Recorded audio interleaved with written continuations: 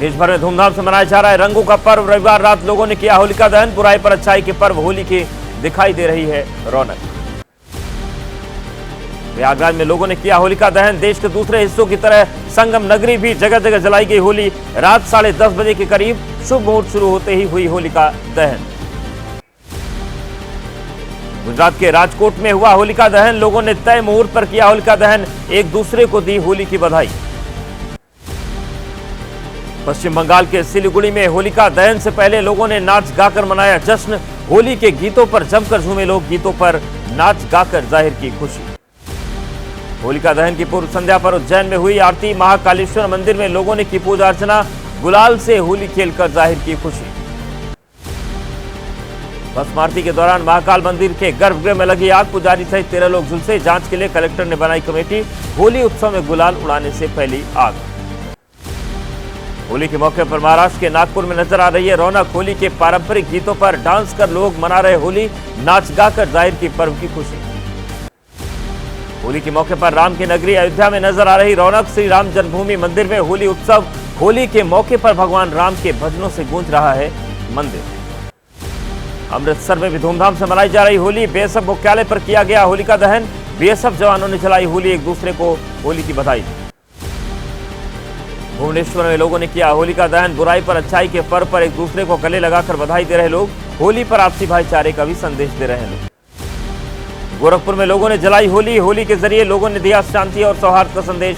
बैर भुलाकर आपसी भाईचारा कायम रखने की बात कही। नोएडा में भी जगह जगह हुआ होलिका दहन। लोग मना रहे बुराई पर अच्छाई की जीत का पर्व होली। संवेदनशील स्थानों पर रही अतिरिक्त पुलिस की तैनाती। तेलंगाना में होली पर डीजे बजाने के दौरान विवाद। तेज आवाज में डीजे बजाने पर भिड़े दो पक्ष, दोनों ओर से चले लात घूंसे। होली के मौके पर पुरी में कलाकार ने रेत पर बनाई मूर्ति। कलाकार सुदर्शन पटनायक ने रंग बिरंगे रंगों से रेत पर बनाई मूर्ति। लोग कर रहे सुदर्शन की कलाकारी की तारीफ। और अब 9 सेकंड न्यूज में देख लेते हैं लोकसभा चुनाव से जुड़ी बड़ी खबरें। लोकसभा चुनाव के लिए बीजेपी की 5वीं लिस्ट में 111 प्रत्याशियों के नाम। पश्चिम बंगाल की 19, ओडिशा की 18, बिहार की 17 और यूपी की 13 सीट के लिए प्रत्याशियों का ऐलान। बीजेपी की 5वीं लिस्ट में राजस्थान की 7 सीटों के उम्मीदवारों के नाम। आंध्र प्रदेश, गुजरात की 6 सीट, हरियाणा, कर्नाटक, केरल की 4 सीट के लिए भी प्रत्याशी घोषित।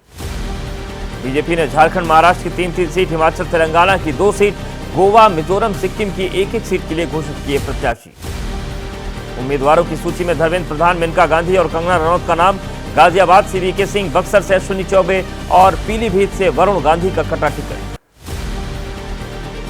गाजियाबाद से वीके सिंह की जगह विधायक अतुल गर्ग, बिहार के बक्सर से अश्विनी चौबे की जगह मिथिलेश तिवारी, पीलीभीत से वरुण गांधी की जगह जतिन प्रसाद को बनाया गया उम्मीदवार। फिल्म अभिनेत्री कंगना रनौत को बीजेपी ने हिमाचल प्रदेश के मंडी से टिकट दिया। रविवार को ही बीजेपी में शामिल होने वाले पूर्व सांसद नवीन जिंदल कुरुक्षेत्र से उम्मीदवार। हेमंत सोरेन की भाभी सीता सोरेन को बीजेपी ने दुमका से बनाया उम्मीदवार। वायनाड से के सुरेंद्रन को मिला टिकट। बीजेपी ने पहले घोषित किए थे 291 प्रत्याशियों के नाम। लोकसभा की 543 सीट के लिए 19 अप्रैल से 1 जून के बीच 7 चरण में होगा चुनाव। अभिनेत्री कंगना रनौत की राजनीति में एंट्री, देखिए इसी से जुड़ी सिर्फ खबरें 9 सेकंड। बीजेपी से टिकट मिलने पर कंगना रनौत ने एक्स पर लिखा, बीजेपी को बिना शर्त मेरा समर्थन रहा। मेरे लोकसभा चुनाव लड़ने से हाईकमान के फैसले से सम्मानित महसूस कर रही हूं। बीजेपी ने कुरुक्षेत्र से उद्योगपति नवीन जिंदल को बनाया उम्मीदवार। रविवार को जिंदल ने कांग्रेस छोड़ने पर कहा, कांग्रेस नेतृत्व और मनमोहन सिंह का धन्यवाद। नवीन जिंदल ने कहा, बीजेपी के साथ जुड़कर देना चाहता हूं विकसित भारत के प्रधानमंत्री नरेंद्र मोदी के संकल्प को पूरा करने में योगदान। पिछले कई दिनों में मोदी सरकार ने कई बड़े काम किए। हिसार लोकसभा सीट से हरियाणा के मंत्री चौधरी रणजीत सिंह को बीजेपी ने बनाया उम्मीदवार। निर्दलीय विधायक और हरियाणा सरकार में कैबिनेट मंत्री चौटाला ने रविवार को ज्वाइन की थी बीजेपी। पटना साहिब से लोकसभा का टिकट मिलने के बाद बोले पूर्व केंद्रीय मंत्री रविशंकर प्रसाद, मोदी जी के नेतृत्व में भारत ने पिछले 10 सालों में काफी प्रगति की। बीजेपी ने जारी की सिक्किम विधानसभा चुनाव के लिए 14 उम्मीदवारों की लिस्ट। देश में आम चुनाव के साथ ही होंगे 4 राज्यों में विधानसभा चुनाव। सिक्किम में होगा 1 चरण में मतदान। मुंबई के ठाकुर कॉलेज में पीयूष गोयल के बेटे के सेमिनार के लिए छात्रों को मजबूर किए जाने के आरोप। प्रियंका चतुर्वेदी के आरोपों को कॉलेज ने बताया निराधार। प्रियंका चतुर्वेदी ने वीडियो शेयर कर किया दावा, केंद्रीय मंत्री के बेटे कार्यक्रम में शामिल होने के लिए विद्यार्थियों से की गई जबरदस्ती, उनके आई कार्ड जब्त किए गए। वीडियो वायरल होने पर पीयूष गोयल ने शिवसेना यूबीटी को बताया हताश, पार्टी का झूठे हैं आरोप, अधूरा वीडियो है, ध्रुव को एक वक्ता के रूप में बुलाया गया था। लोकसभा चुनाव को लेकर महाराष्ट्र में क्या चल रहा है, ये जान लेते हैं सिर्फ 9 सेकंड न्यूज में। मुंबई में महाराष्ट्र के मुख्यमंत्री आवास पर एनडीए गठबंधन के नेताओं की बैठक, अजीत पवार के घर पर भी हुई एनसीपी बैठक, अजीत गुट के नेताओं की बैठक, प्रफुल्ल पटेल, छगन भुजबल और सुनील तटकरे शामिल हुए। सूत्रों के मुताबिक महाराष्ट्र में एनसीपी अजीत गुट के 7 सीट की मांग पर अड़ा, सीट शेयरिंग को लेकर हुई अजीत पवार के घर बैठक में नहीं हो पाया कोई फैसला। सूत्रों के मुताबिक एनसीपी अजीत गुट ने मांगी शिरूर, सतारा, बारामती, रायगढ़ और परभणी सीट, धाराशिव, गढ़चिरौली या बुल्ढाना सीट पर जताया दावा।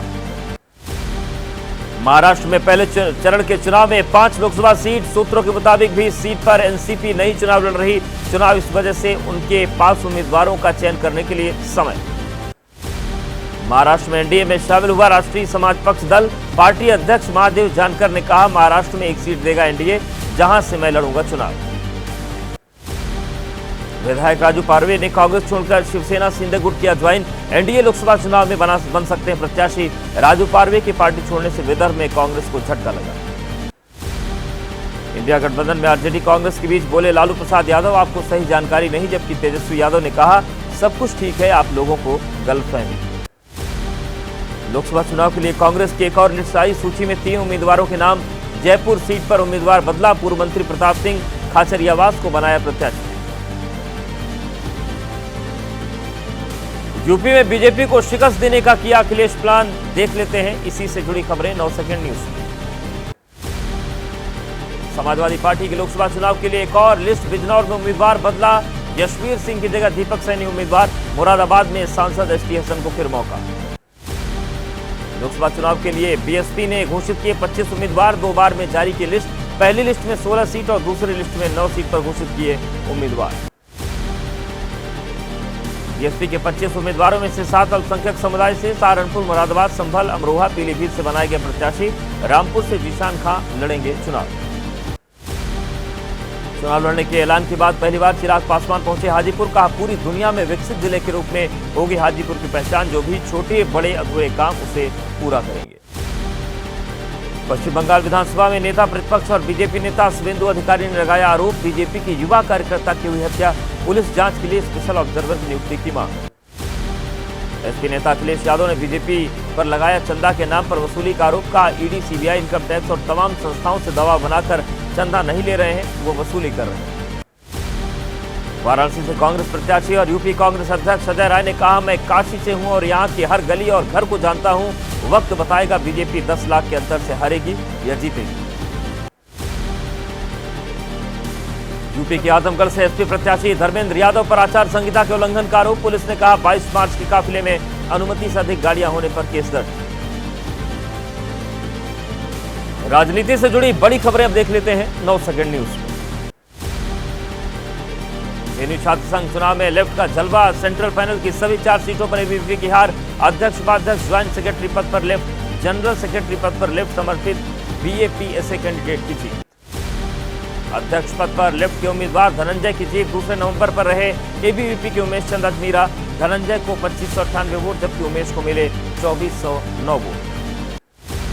उपाध्यक्ष पद पर लेफ्ट के अभिजीत घोष ने बाजी मारी, मिले 2409 वोट, दूसरे स्थान पर एबीवीपी की दीपिका शर्मा, मिला 1482 वोट।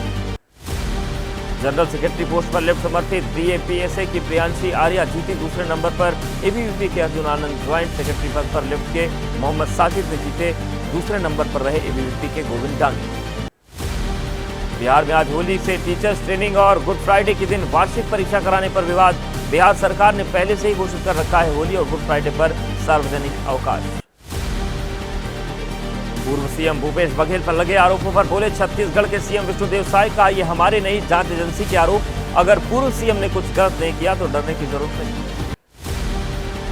तेजस्वी यादव ने सीएम नीतीश से हस्तक्षेप करने की मांग की, एक्स पर लिखा, बिहार में ऐसा पहले कभी नहीं हुआ। जब पूरा राज्य होली मना रहा होगा उस दिन शिक्षक अपने परिवार से दूर रहेंगे। गुड फ्राइडे को भी वार्षिक परीक्षा आयोजित कराने के फैसले पर विवाद। बिहार के राज्यपाल के प्रधान सचिव ने मुख्य सचिव को लिखे पत्र में परीक्षा कार्यक्रम को बदलने का आग्रह किया। पंजाब के संगरूर में जहरीली शराब से संदिग्ध मौत का मामला। सीएम मान ने किया गुजरा गांव का दौरा, कहा पुलिस ने दर्ज किया केस, जहरीली शराब बेचने वालों को पकड़ा जाएगा। घटना की अतिरिक्त पुलिस महानिदेशक गुरिंदर सिंह ढिल्लों के नेतृत्व में 4 सदस्यीय एसआईटी कर रही जांच। डीआईजी हरचरण सिंह भोल्लर ने कहा मामले में दोनों मास्टरमाइंड सहित 10 गिरफ्तार। आज अकाली दल नेता सुखबीर बादल जाएंगे संगरूर। पंजाब बीजेपी अध्यक्ष सुनील जाखड़ ने पीड़ित परिजनों से मुलाकात की, कहा पंजाब सरकार जिम्मेदार कर रही है गुमराह। संगरूर मामले पर बोले केंद्रीय मंत्री अनुराग ठाकुर, अवैध शराब के कारण राज्य में लोगों की मौत। सीएम मान शराब घोटाले के सरगना को बचाने के लिए दिल्ली में। और अब 9 सेकंड न्यूज में देख लेते हैं अरविंद केजरीवाल की हिरासत से जुड़ी बड़ी खबरें। केजरीवाल का पुराना फोन गायब, सूत्रों के हवाले से खबर। केजरीवाल ने ईडी अधिकारियों से कहा पता नहीं कहां गया फोन। शराब नीति बनाते समय वही फोन इस्तेमाल कर रहे थे केजरीवाल। सूत्रों के मुताबिक शराब नीति बनाते समय इस्तेमाल फोन को लेकर मनीष सिसोदिया और के कविता से हुआ था सवाल। दोनों नेताओं ने दिया था जवाब, उन्हें नहीं पता फोन कहां है। ईडी कस्टडी से केजरीवाल के आदेश जारी करने पर सूत्रों ने कहा मामले की जांच जारी। सुनीता केजरीवाल ने शनिवार को ईडी हेडक्वार्टर में केजरीवाल से मुलाकात की। आपके नेता पंकज गुप्ता की जेपी नड्डा को चिट्ठी। दिल्ली शराब घोटाले के सरगना शरद चंद्र रेड्डी और भाजपा के बीच पाए गए 60 करोड़ रुपए के लेन देन पर स्पष्टीकरण देने की मांग। केजरीवाल की गिरफ्तारी के विरोध में आप कार्यकर्ताओं का कैंडल मार्च। आप नेता आतिशी ने कहा शराब कारोबारियों शरद रेड्डी से बीजेपी को जो चंदा मिला उसका जवाब दे बीजेपी। अब अलग अलग राज्यों से जुड़ी खबरों की बात करते हैं 9 सेकंड न्यूज।